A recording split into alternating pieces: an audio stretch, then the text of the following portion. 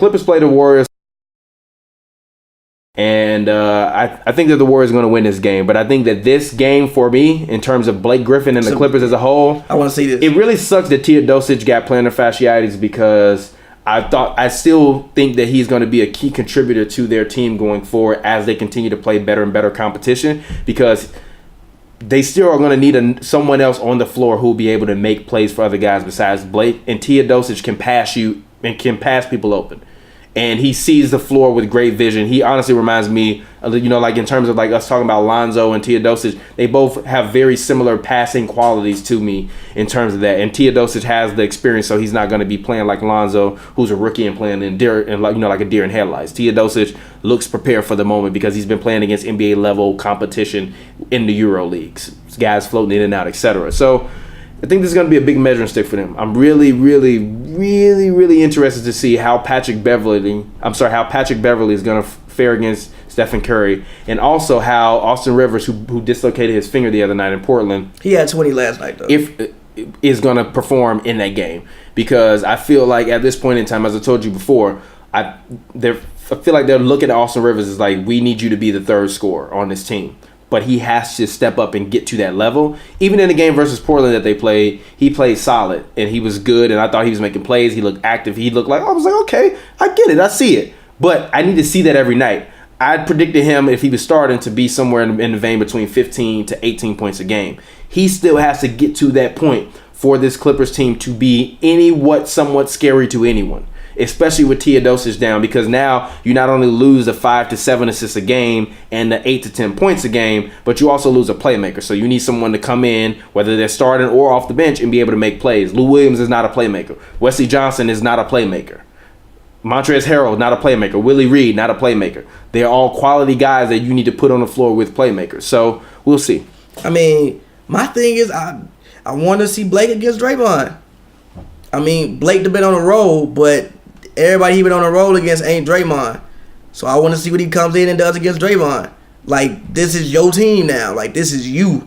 This is you. The castle is yours. The key to the castle is yours. So ain't no excuse. You got to come out there every single night. Like, Blake has been playing like a legitimate, bona fide superstar. Blake has been playing like he's a top 10 player in the NBA throughout the past, week? Yeah. Week or 2 weeks. I want to see if you're going to come in and do that against one of the best defenders. He didn't have a good game yesterday, but it's fine. That was their first loss on the season, literally. It's whatever. Yeah. Just 82 games. I mean, he hit that shot that he hit in Portland was Dame's fucking fault. It was nobody's fault. G. It was a good no. They were switching. Question. In a vacuum, if I tell you Blake Griffin gets the ball down by 2 and he takes the 3 to win the game versus the Trailblazers, are you telling me that more than likely the Clippers are going to win? No, you're not. Are you telling me that it was an open 3 and nobody was in his face? Well, I mean, he rotated over. It was just late. No, he never rotated over. He literally stopped and stood there and then pointed at Aminu after the fact, like, what you doing? No, we are switching. They both got stuck in that, though. They both got stuck in that switch. Dame should have stepped up. I personally, in a vacuum, if you ask me 9 times out of, how many times out of 10 Blake hits that shot, I'm probably only putting it at like 2 or 3. So I'm putting it at 50%. So I'm not. I'm putting it at 2 or 3. So it was a good shot. He made it. He made a good play. I told you guys he was gonna ball out, so I'm not that angry at that. Regardless, I want to see how you play against Defensive Player of the Year and one of the best defenders in the NBA. So these are the games when, if you want to take that next step into being a superstar, you got to come in and show up. To me, it's not even about. And also, I want to see if they get ran out the gym, because usually when they play the Clippers, they get ran out the gym.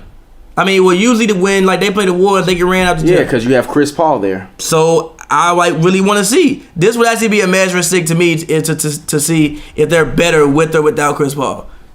Like, if they get ran out the gym, I might be like, okay, same old Clippers, whatever. But if they can come in and have this game competitive, like throughout, okay. How do you define competitive though? They could like still lose, but if you come in and like you lose by 5, 6, 7, even 8, and it's competitive throughout, okay. Number one, I don't think that this is gonna be a slaughter. Like the way that some people will probably be predicting it. As I said, I believe in Blake Griffin, but I think that my 2 keys for that game tomorrow or today, when you see this video, my keys for the game versus the Warriors in terms of the Clippers is how DeAndre and how Patrick Beverly play. Because if Patrick Beverly can come out and make things very difficult for Stephen Curry in terms of trying to score the ball, and DeAndre Jordan can command the paint and really be a force in the paint, I think they'll be okay. Because I think that in terms of it, you're really just at that point going to have to rely on KD and Klay to just like go insane and get insanely hot. And although, yes, they can both do that, and they are both bona fide